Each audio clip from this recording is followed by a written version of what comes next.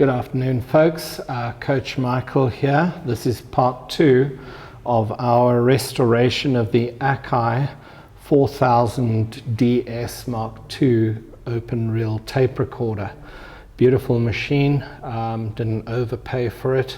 You can see it's in pretty filthy condition. If you watch the part 1 video, we looked at how fabulous this thing's going to look when I'm finished.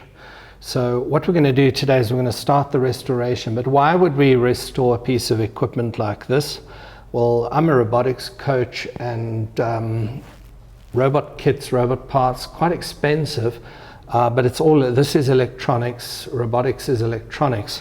So I just wrote a list here quickly, and I just want to run through it. So the benefits is you and or your child in restoring a beautiful piece of equipment like this, you can acquire hand skills. You can learn a lot about basic electronics. You can learn how to do troubleshooting, and it gives you an incentive or a reason to read up about things, and if a part of this thing turns out it's not working, we're going to explore how to get it working.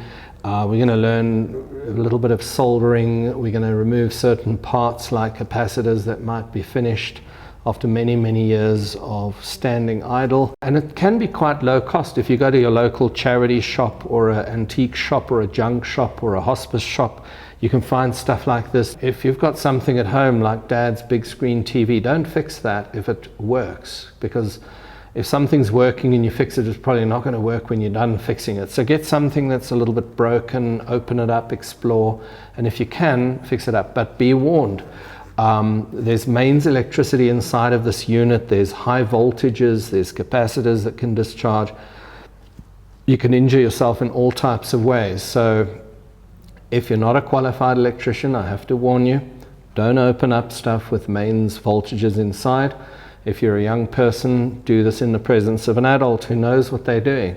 So if you have an uncle or an aunt who's an electrician, open this up with them and ask them about where the dangerous parts are, where you definitely shouldn't touch. So you've been warned. So you go to your local charity shop or hospice shop and you get something like this and you just start to explore, and it's exciting, it's adventure. I mean, I remember when I was I don't know, 11 years old, and I started fixing on things, and it was very exciting for me, and I still feel that excitement today.